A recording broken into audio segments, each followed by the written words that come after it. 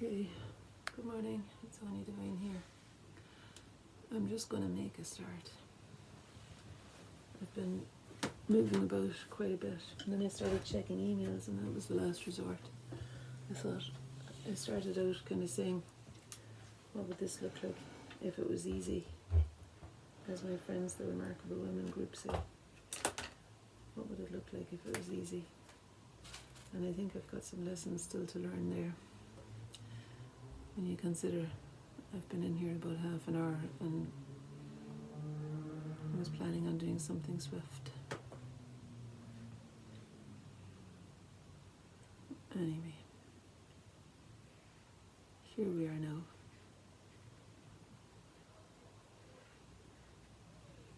Here we are now.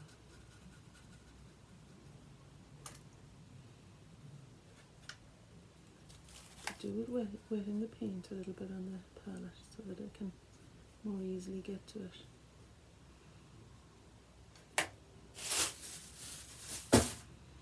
So I was up, I don't know why this has come to me, I was up at 3 a.m. watching Susan Boyle videos.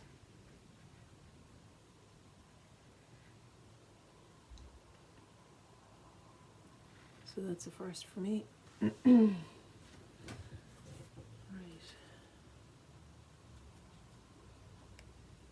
But I'm actually feeling okay just now. And I did accomplish quite a bit, before. I was thinking I can maybe make my peace with the way that I work. I seem to just have those odd nights where I stay up what's considered very late.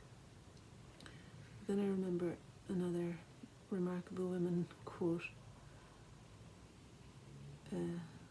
And they say it's all made up anyway. So maybe my working hours are 3 a.m. to 5 a.m. or something like that. However, I do also recognize the need to look after my body, and if I am going to be getting up, which I normally would be doing, like I'd normally be doing the school run, and then it doesn't work so well unless I have a siesta. I mean, there's solutions for everything, isn't there? But I do feel as well that it's a natural thing for us to recuperate at night time. And actually Lily didn't go to school today. She had a match last night and we didn't get home until after, it was 10 o'clock I think. And she was on the pitch for the full time. She just was off for the last 2 minutes. And I mean, they lost dramatically, but she played really well. And actually is exhausted.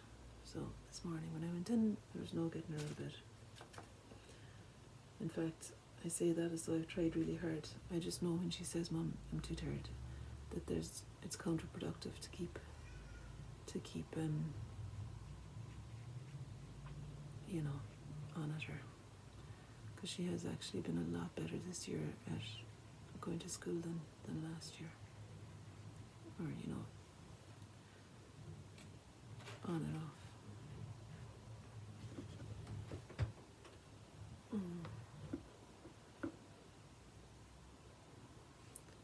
Didn't mean to go into all of that there, no.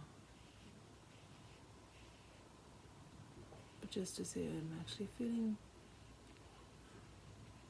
normally energetic. I wouldn't say I'm ready to run a marathon, but I don't feel like I've been up.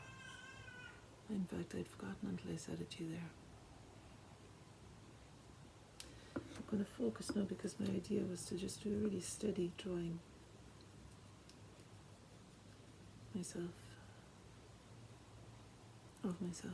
of my eyes really. And I want to tune in here now just to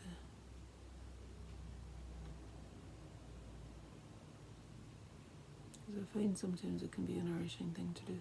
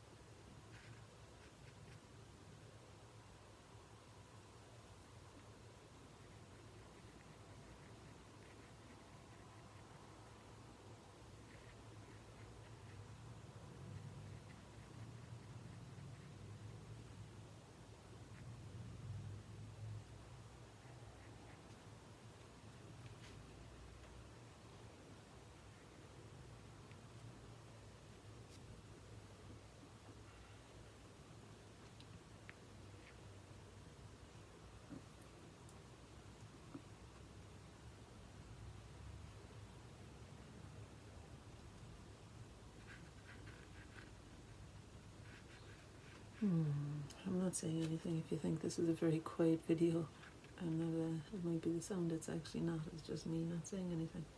I'm wondering what to do. I feel like I want to keep going, but I also want to let it dry so that I can make some clear remarks. I have this kind of impetus to keep moving and moving and moving. Maybe I'll just do the other eye there.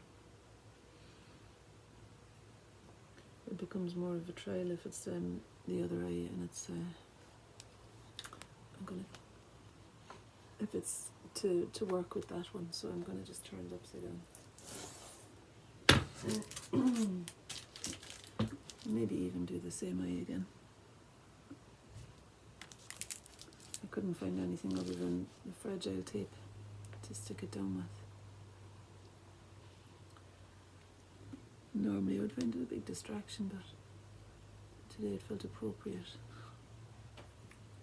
I'm just going to do the same eye again.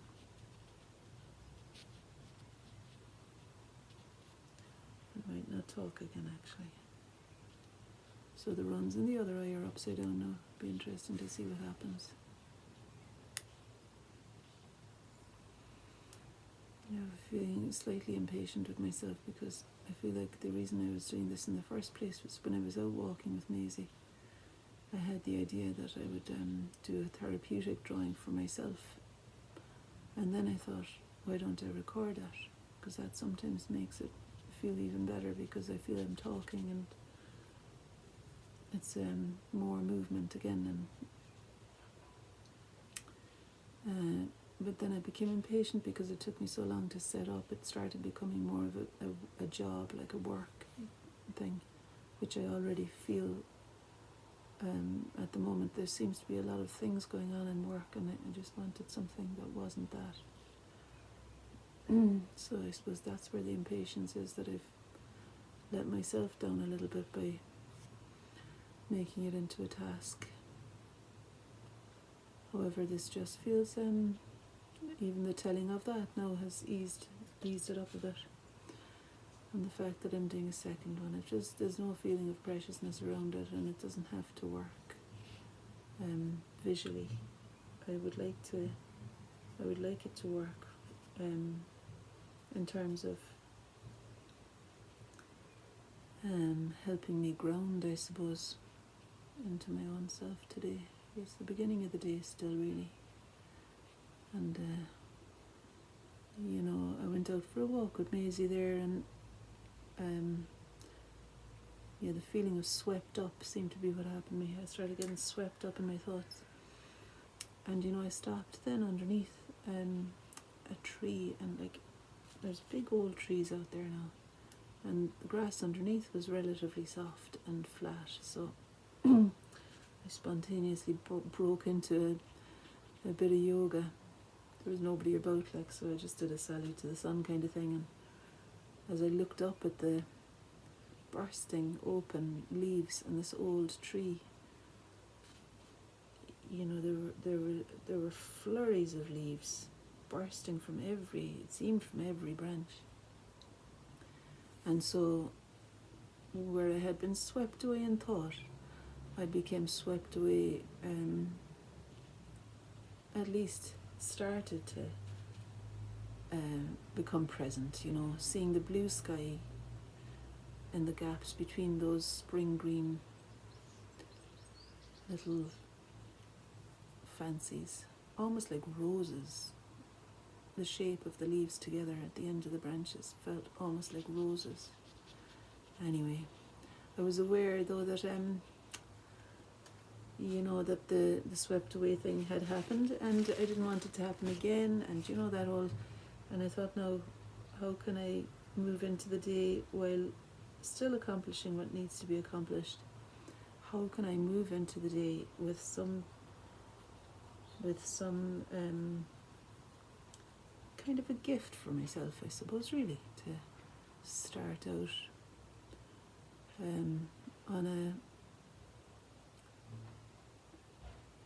from a rooted place. So that certainly helped the yoga. And then I had the idea, because I was speaking to somebody yesterday, and the word that we came up with as a theme for some drawing was or even just to consider, was the word strength, and actually fragility was there too. And I thought I would do something in relation to those words. I meant to do something in relation to the word strength, and then I came across the fragile tape and I couldn't find the masking tape. I thought, that feels appropriate. So fragility is in here of its own accord, but my original theme was strength. Possibly both can be present too. In fact, I suppose when there is fragility and we're still living, still living. No, when there is fragility and movement still, I feel like that's where strength comes in. It's in that movement, and even in paralysis, if there's a fragility, and then you can all you can do is just breathe. Sometimes that might be the case for some folk, but not for me. But even there, that's strength too, isn't it? Just the managing to find some coping mechanism for uncomfortable states. And I reckon that there are none of us without uncomfortable states at some point in our living. And deeply uncomfortable at times. So it's kind of a little bit of a foray into the human condition, this idea of the theme of strength and fragility. And I had envisaged a steady red gaze, like my two eyes looking back at me, steady, holding, standing, that thing of standing your ground. I say I had envisaged that because, of course, things don't show up as you anticipate they will. And that's a good thing. And that, I suppose, will encourage acceptance too, which is another. It's something I'm aiming to cultivate.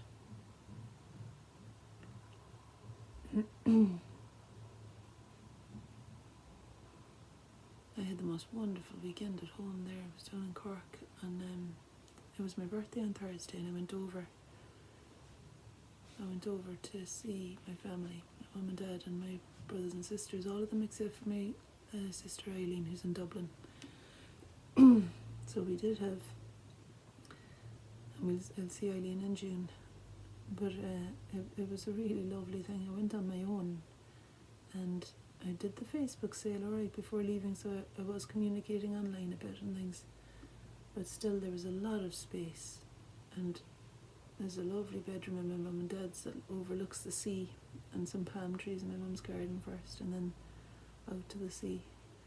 And every morning the sun was shining. It was really sunny and warm generally. I mean, in the bedroom it was especially warm. When I got out it was less so, but still inspiring enough for me to have a sea swim every morning.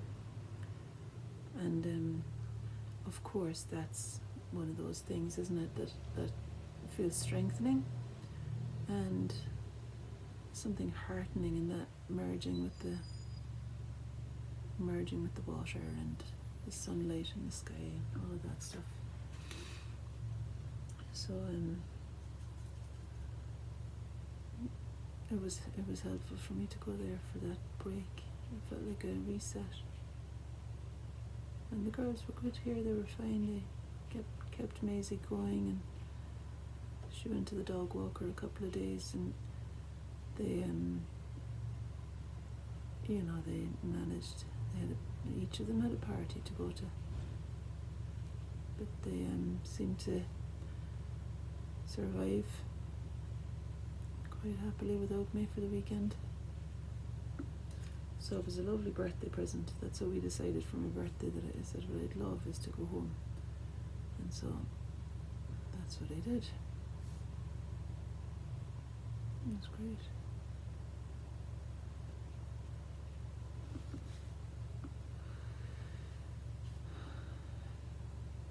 And I came back with energy to complete a commission that had been on the go for a while.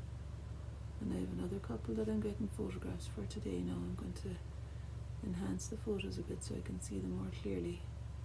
And they'll be my next projects. And I'm out in the studio because one of the things, of course, that happened at the weekend was, well, not of course, the last time I came home it was really tidy. But this weekend there was a lot on for the girls, and so, the living room was messy, and I just thought, I'm not going to start by cleaning the living room now. So I was saying that to my mum at the weekend, that now that it's a bit sunnier, I can use the garden studio to paint in, rather than, the one that I'm giving up in Cockenzie I used to use anyway, because it's just too far for me to drive to do bits and pieces. So it's helpful having this one in the garden where it's clear enough. I've got my bike in here, but it's clear enough. And I have a heater that I can warm it up, which I've not turned on this morning because I thought this would just be 20 minutes. But I do have the heater that I can turn on, and it just lets me close the door on everything in the house. So I no longer have the consideration of clothes to wash and shopping to do, meals to make. I'm going to stop saying those things because they're starting to change the energetics in my body. I don't know if you ever feel that, but I just want someone to step in and do my life for me sometimes. Like that whole kind of, I wonder, are there people you can employ to clean your cupboards right to the back and just show your children how to clean stuff? No, they know. That's awful. It's not just the children, but it's just the general wear and tear in the house, things like hoovering and all of that stuff. There would be, I could get a cleaner, but there's so much stuff on top of the dirt. That's not really true. But there are lots of clothes around the place. That's one of the main things. And my paints and stuff are in the living room as well. So there's just I guess I've got this desire in me to create space and for clarity and cleanness. Maybe that comes with spring. I did clean out the studio before, at the start of spring. I cleared this out. I spent a few hours. It was very easy, having kind of ruminated for a long time. I actually just, before I even realised what I was doing, I started cleaning it one day. It was a day when I had gone for a cycle ride to Flotterstone, and I just didn't want to go into the house. I just didn't want to go indoors because it was such a lovely day. So I used the opportunity to start emptying out the studio. And I completely cleaned it out, carpet and everything. There was nothing, literally nothing left in here. So there's a freshness. Maybe that's why this is also feeling good to be working out here again. And that's why I did manage to finish. And I just guess that it was also, time. Sometimes, no matter how much push there is, I find sometimes it's not gonna. In fact, the more push there is, the more resistance there can be then. So there is something too in acceptance and just letting, not to be so driven and busy all the time. And this thing of pushing, shoulder to the wheel the full time, I don't think that's a healthy way to be really for me. I need to have spaces.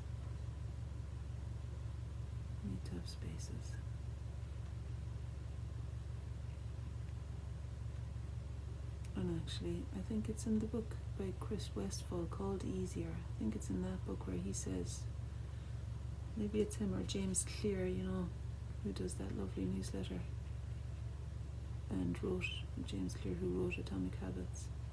Anyway, one of them said this, and it's the same message from both of them really anyway.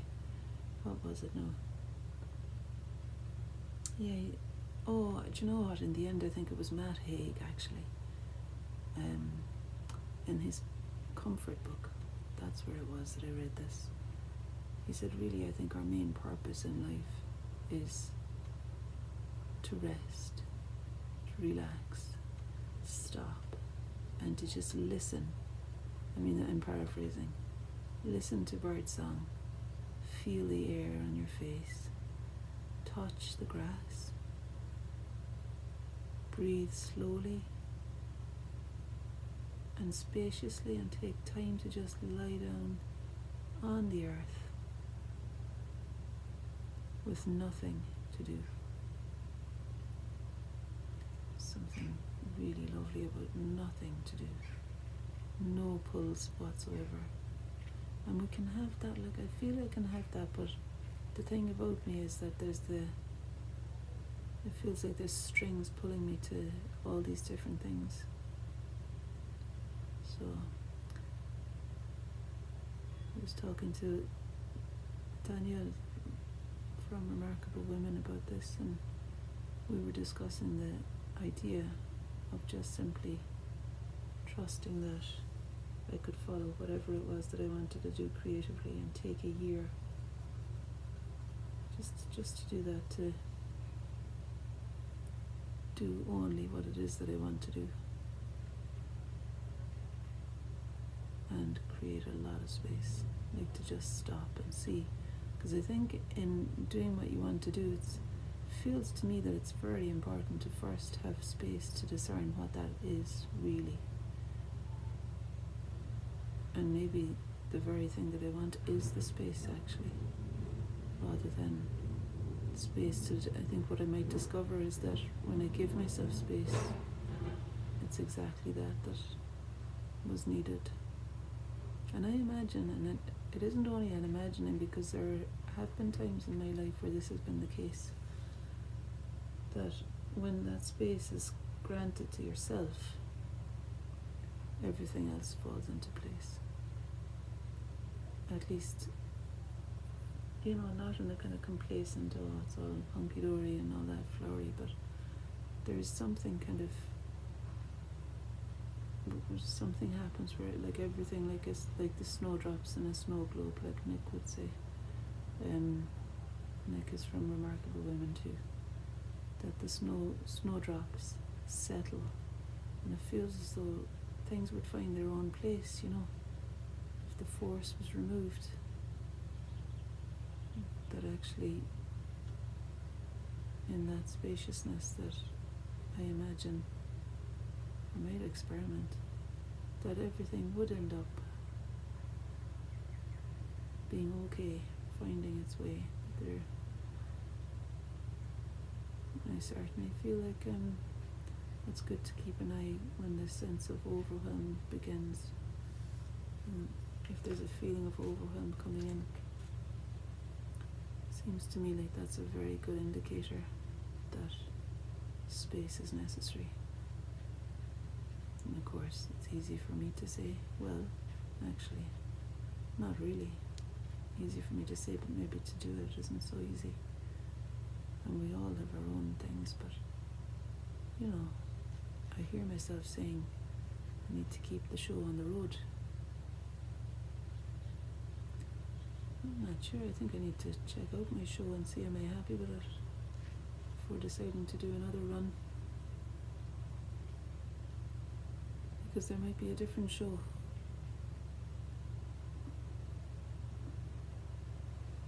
There might be a different show. There might be no show at all.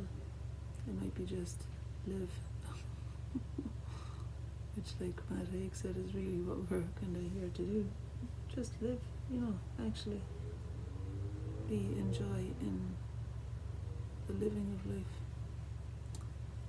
And that's the whole thing, isn't it, about being in the process. So I suppose that's how painting and things appeal to me, because there's a building up of bit by bit. It's the soothing quality of piecing a thing together, more so than the outcome of the thing. It's in the soothing quality of piecing the thing together that's where lies the opportunity for rest, I think. Like, didn't Van Gogh say that? He said a painting to rest the mind. He said a lot of things. I went to his exhibition last week there, you know, the big virtual thing where the screens and showing his work, and I actually came away feeling that I had a lovely experience. Generally, I thought it was a lovely thing. The visuals being enormous, I found inspiring, and with the beautiful music as well. It was like opera. I felt that was quite. It enhanced the emotion of his work. That was there anyway, and allowed you to sit in it a little bit more. And the emotion that was palpable really throughout was this love. You know, there was a love in his work, in his words, and I mean, there was also, you could sense too that there was a sadness, I suppose. But the thing about that even was that even in that, through what he was saying, was the flavour of wholeheartedness. And I found that really nourishing to be around the words, the music, and the little children running across these screens of sunflowers on the floor. There's an energy of playfulness that I think would have made Van Gogh smile, I would imagine. You know, I think, well, I feel like he had a fairly rough innings, you know. It was like, in the information they said he sold one painting. But the roughness, I think, would have been in the highly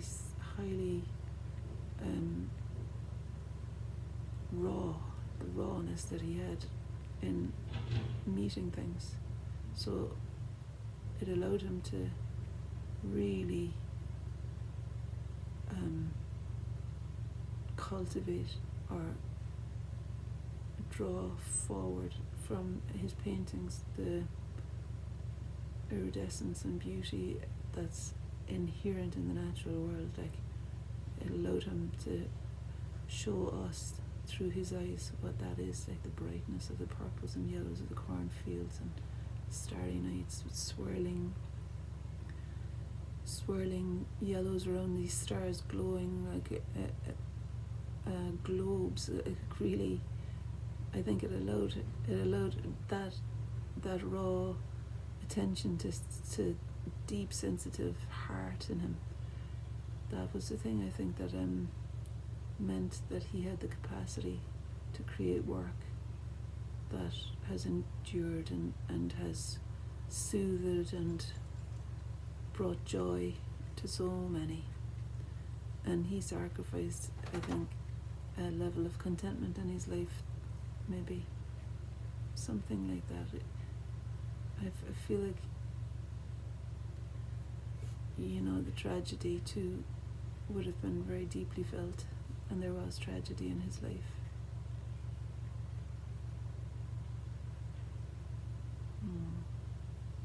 And loneliness. Probably misunderstood and all of that, I don't know. But I'm glad that he weathered the storm enough to stay as long as he did and make as many beautiful paintings as he did make, and showed us uncompromisingly the gift of this springtime, even like the beauty of those blossoms, the dance of nature.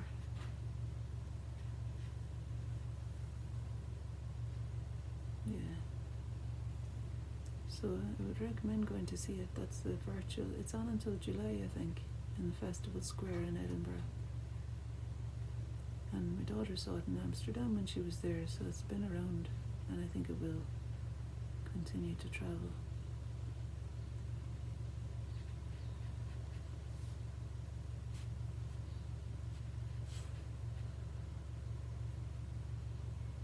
So it's been good chatting to you while working. Maybe that was the combination that I needed, was to actually not be silent.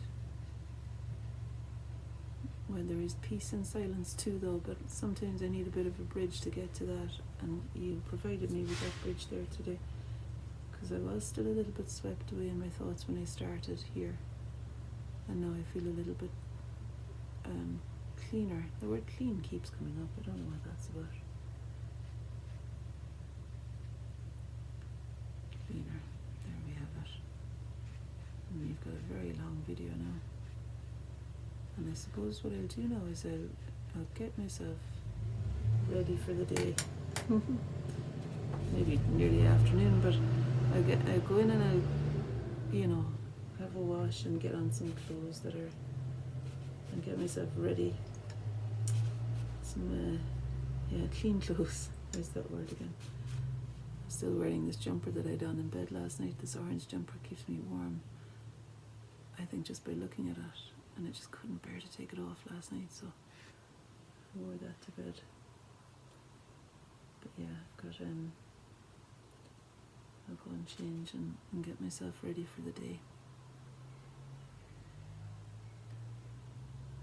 Maybe even saying that, it feels like I don't have to get myself ready for the day. I am already here, the day is already happening, and I'll just take the next step.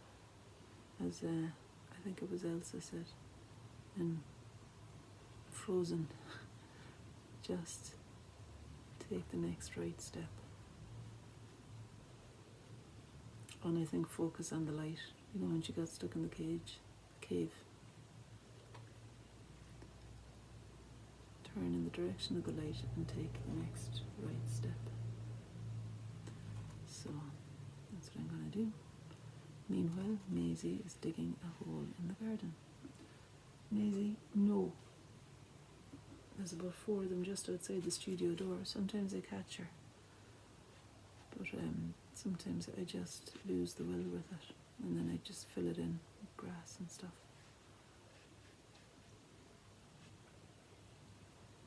And it's never going to be a prize-winning lawn, but I just get irritated by that sound of it dragging grass, like pulling hair out by the roots. We had a nice walk together, Maisie and me, though. It's she's good company. I love Maisie, which is lucky, isn't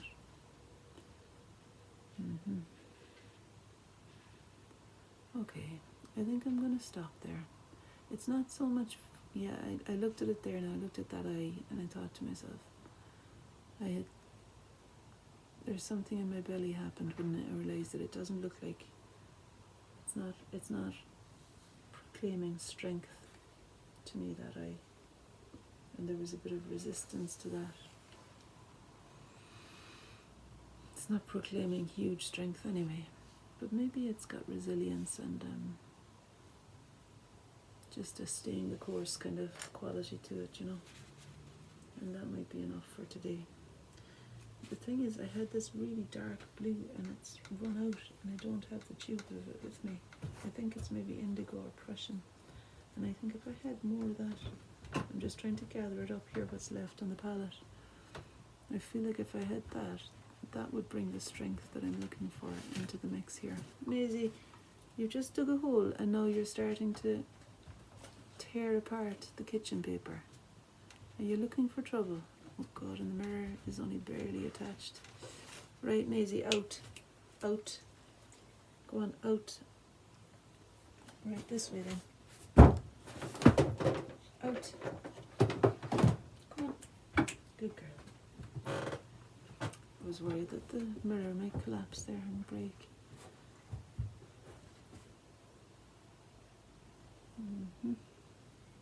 So I thought this deeper blue might give the feeling of steady gaze and strength, something more strengthening.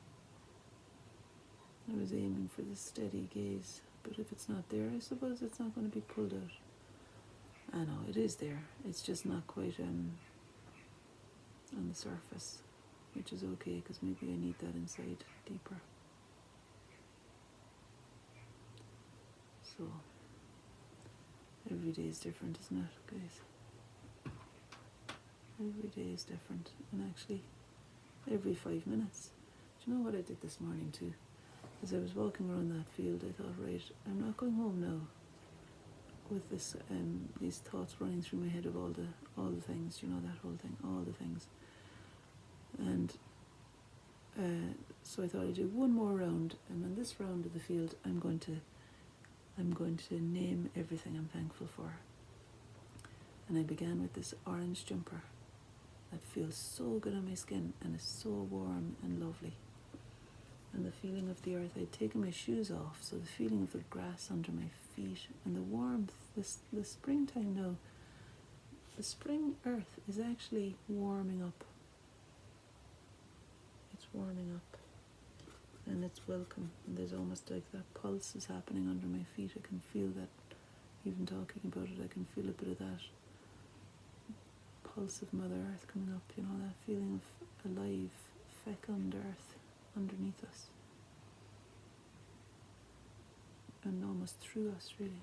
Anyway, there was that feeling, so I was grateful for that, and the sky and the green of the spring green of those lovely fresh leaves, and then the blossom and these huge trees and that field, and for family and for the sea and my birthday, and anticipating celebrations with my daughters, because we're going to do something together. With them. I thought I might ask them. But you know what? One of the things I was thinking I'd like to do is to go to the film house, because they've got slightly unusual films there. To see a film together and have a meal there as well, maybe. We'll see.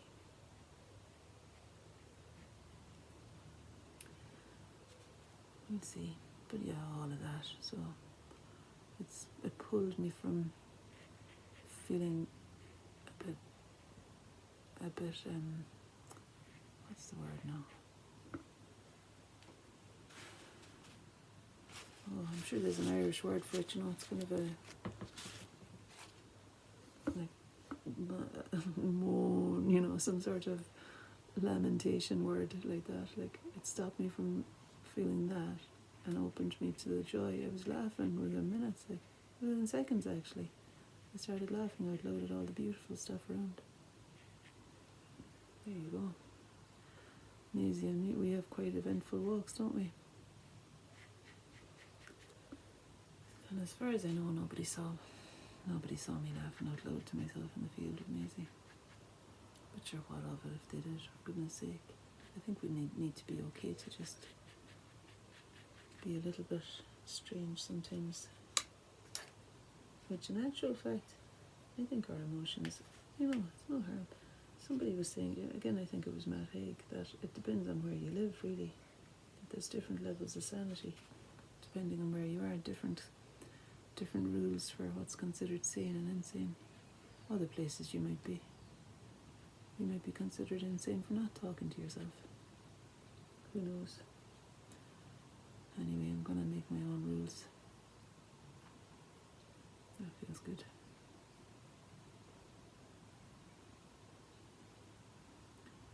So here's to a day of, another day for Anya on planet Earth, deciding for herself what it is she wants to do, and going ahead and doing it, because I make the rules.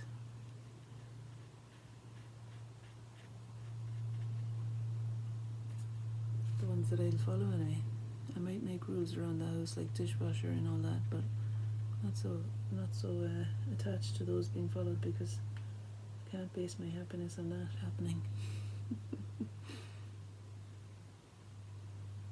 But yeah, I suppose we're the boss of our lives, aren't we? Each one of us. Mightn't feel that way all the time. maybe it may feel a scary thing to feel that, oh my God, I'm in charge. Sometimes that, yeah, sometimes I don't need to hear that. Today is slightly like that because I'm thinking, ooh, maybe I'll just take the next right step. That's what I'll do. I'm liking the cadmium. It's giving me strength, that cadmium red.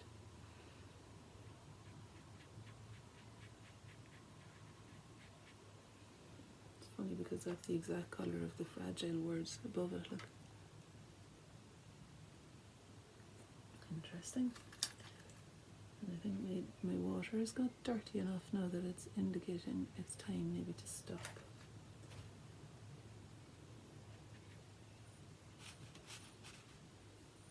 Time to stop.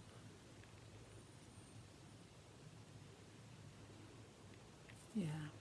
I'll go and get myself sorted for these next commissions, and I'll work through my to-do list, which I think I've told you this before. My friend calls it her to-da list. At night time inside in bed, she goes through her to-da list, as in what she did actually accomplish. I think she doesn't have a to-do list. I don't think I'm going to have one either. I'm just going to do the things that I want to do. Again, like Chris Westphal said in his book Easier, he said discipline is simply remembering what you want. So today I'm going to remember what I want. That feels a lot softer in my belly than ticking off to-do list things. So today, my wish for you is that you remember what you want and that you follow that. In gentleness and compassion and kindness for yourself. How about we do that best we can? Best we can. Easier than others. Some days easier than other days.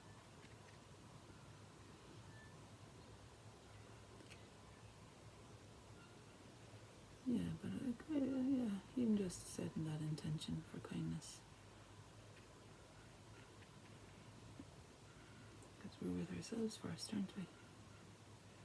First and last.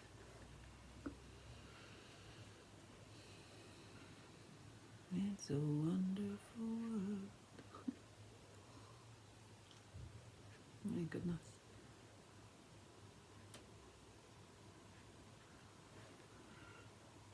I wonder if you've turned off. I might break it down into a few videos. Because you're like, oh my God, now she's singing.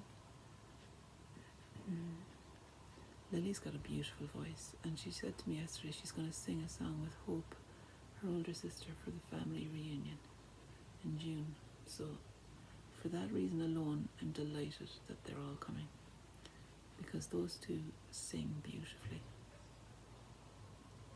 and it's a lovely thing. They enjoy singing, you know. Erin sings beautifully too, but I think she's not really had she doesn't sing as much as dance. She's a beautiful dancer.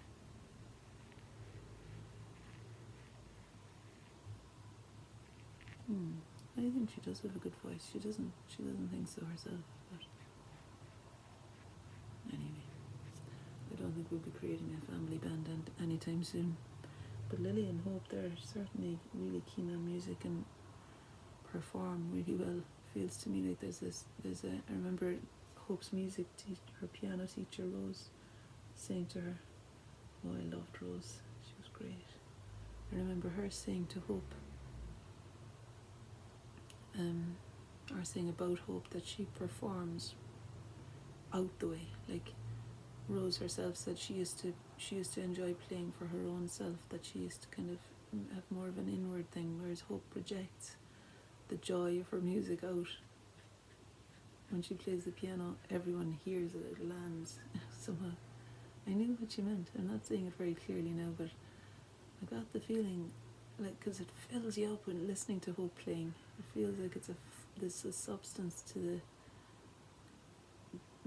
the impact, her fingers on the notes, like there's an impact there that resounds way past. Even when she maybe made mistakes and things like that, it was still a resounding quality to the performance. Like, it didn't feel like it mattered so much. I think maybe it was a bit of a lifeline for Hope in her teenage years, having the piano in her bedroom too. And now Lily started playing it, but it's a bit tricky playing it with the. We've got neighbours right beside us this time, and in the last 5 years since we've moved here, it's been a bit tricky playing the piano because, you know, it's really loud in their house, and so we need to choose our time carefully. So, but Lily's teaching herself how to play these pretty intricate songs. I think they sound intricate anyway. So that's one of those things, isn't it? The kind of rounding back to the Susan Boyle moment there that I started out the video with. There's something very connecting, isn't there, about music? I do think it lends itself to heartfulness, wholeheartedness, music, art, anything where we're expressing ourselves in the company of others, especially. I think it's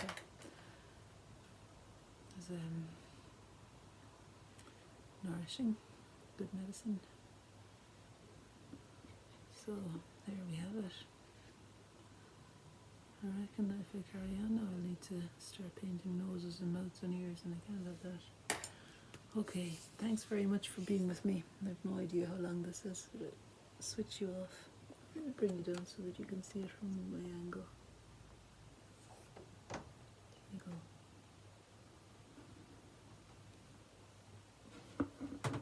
I don't know if you can see it.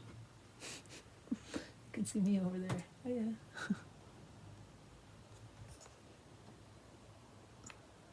There. Yeah. And then I might as well turn this one up before I go to and show you the other one that we started with. It's dried off a bit, so there's some more definition I could put in there now for the runs. The runs have gone and lifted the paint off a little bit.